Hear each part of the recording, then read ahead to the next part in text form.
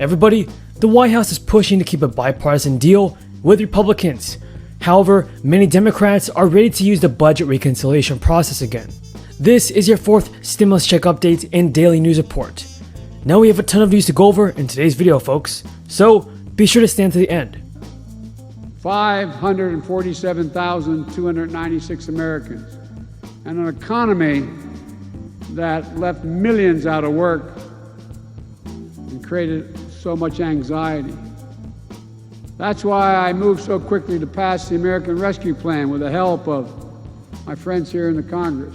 Now, during a recent household purse survey, over 230 million households were asked if they had or expected to experience a decrease in household income. Of respondents, nearly 2 in 10 responded that they had experienced a reduction, and 12% of people said that a loss in income was expected in the next 4 weeks. Now, as the White House continues to negotiate with key Republicans over infrastructure, many are still relying on Congress to pass a fourth round of stimulus checks. The state of the bipartisan infrastructure package announced last week remains in a fragile state as disagreements over reconciliation arose last week. Some Republicans who had initially supported the proposal now say that they will not vote for it if Democrats decide to push their agenda using the tool of budget reconciliation. Many Democrats, on the other hand, have said that they will only support the $579 billion infrastructure plan if their priorities are included in a reconciliation bill. This bill could include a permanent extension to enhancing the child tax credit, more funding to combat climate change, and other progressive priorities. Reconciliation only requires a bill to pass in the Senate through a simple majority vote, rather than a 60-vote threshold that most bills are subjected to. The American Rescue Plan was passed through reconciliation. Democrats chose to take this route, as the package garnered no Republican votes, which would have been needed to avoid its passage without the parliamentary tool. You recognize the challenges of families that are just barely holding it together. And then you treat the issue in the context of the whole. And so for the work that we have done with the American Rescue Plan, it will include benefiting here in Pennsylvania 140,000 children. And the impact of that, of course, is what we say, I come from California, so I'm going to say seismic. We all gave some to get some, because what we did was put first the needs of our country. This does represent a historic investment in our country's infrastructure, and it meets the needs of folks who live from Virginia out to Arizona. It invests in green energy and climate, recognizing the changing nature of our country and our future. It invests in broadband and our power grid and our structures. And we are delighted to go back to the Hill and begin earning more support from both Republicans and Democrats to get this bill across the finish line. A fourth stimulus check could be sent out automatically without Congress voting on it, because they would be triggered by certain conditions. These automatic stabilizers would be distributed without any vote from Congress, keeping Americans out of poverty by giving them money for housing, bills, and debt. Economic triggers may include the unemployment rate. If it plunged, checks would be rolled out and stopped once it climbed back up. Democrats are also calling for automatic jobless benefits based on economic conditions as the $300 federal payment expires. The $579 billion bipartisan infrastructure deal remained on shaky ground on Monday, despite efforts by President Biden to save the deal that he signed off on and then nearly sunk. But his assurances were not enough for Senate Minority Leader Mitch McConnell, who may hold the keys to getting the deal through the Senate.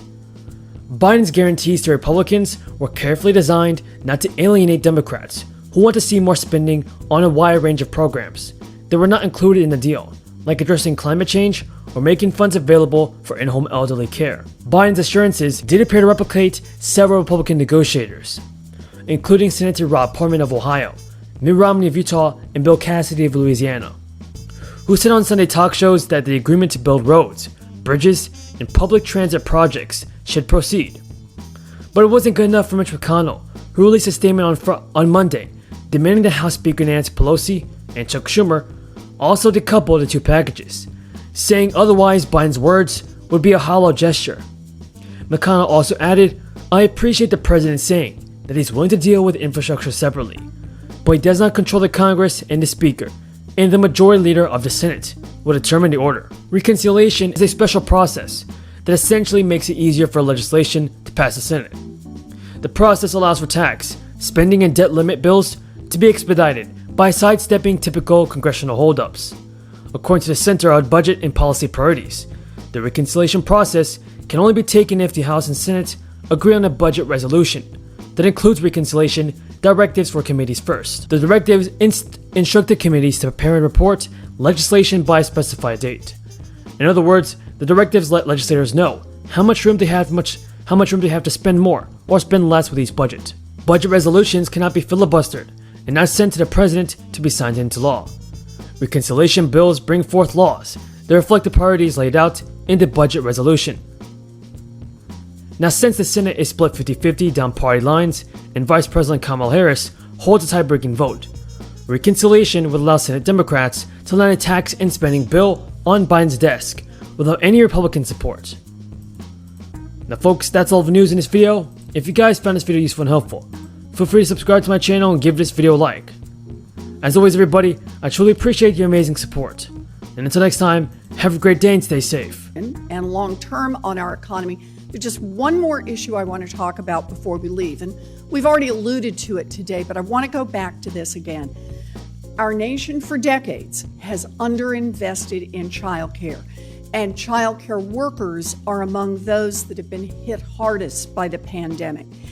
As of this April, the childcare industry had lost more than 150,000 jobs.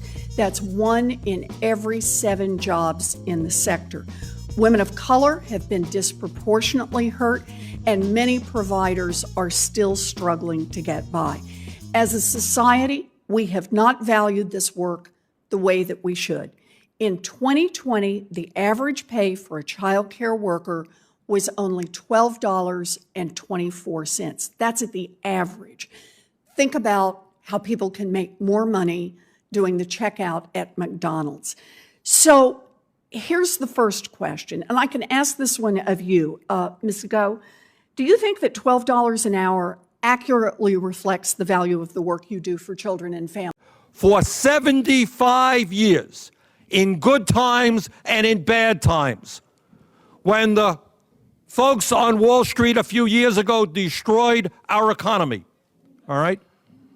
When millions of people lost their lifetime savings, Social Security was there paying out every nickel owed to every eligible American. Let's not forget that. The reason is we were able to defeat the ridiculous idea to privatize Social Security. And now what we're saying is leave Social Security alone.